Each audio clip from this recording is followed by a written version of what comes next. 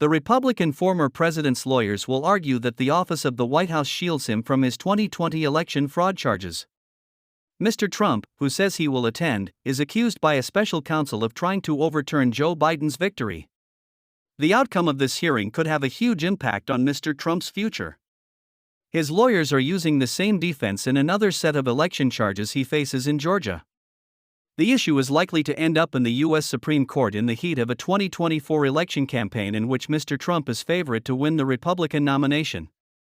Prolonged legal wrangles over immunity could delay his criminal trials beyond November's election, where he is expected to face Democratic President Joe Biden.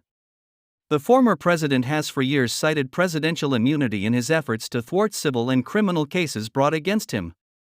The U.S. Constitution makes no mention of presidential immunity, although courts have generally supported the notion that government officials be protected from lawsuits. There is no legal precedent, however, about the criminal prosecution of sitting or former presidents. How big are Donald Trump's legal problems? Supreme Court will not fast-track Trump immunity case. In legal filings ahead of this hearing, the special counsel prosecuting him, Jack Smith, warned the court that a failure to allow Mr. Trump to be prosecuted threatens to license presidents to commit crimes to remain in office.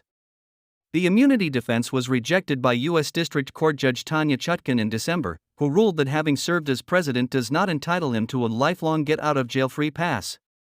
In a social media post on Monday, Mr. Trump argued that he wasn't campaigning when he challenged his election loss by Mr. Biden and was acting in his capacity as president in identifying voter fraud. The three-judge panel in Washington, D.C. will hear the oral arguments at the U.S. Court of Appeals for the D.C. Circuit but then rule at a later date.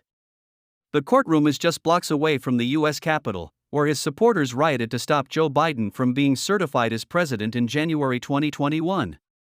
To bolster their case, Mr. Trump's lawyers will point to his acquittal by the Senate at his impeachment for his actions leading up to that violence. Nor may a president face criminal prosecution based on conduct for which he was acquitted by the U.S. Senate, says his appellate brief. The indictment against President Trump is unlawful and unconstitutional. It must be dismissed. A poll by CBS News suggests most Americans believe Mr. Trump should not be protected from prosecution for actions he took while president.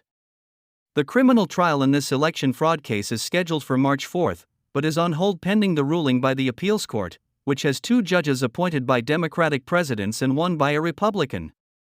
Whichever way the judges rule, the case is widely expected to end up in the U.S. Supreme Court, where conservatives hold a 6-3 majority. Last month, the top court dismissed a request by Mr. Smith to expedite a ruling on Mr. Trump's immunity claim. The Supreme Court also ruled last month that it would hear an appeal by Mr. Trump against the state of Colorado for barring him from the ballot due to a rarely cited insurrectionist clause of the U.S. Constitution.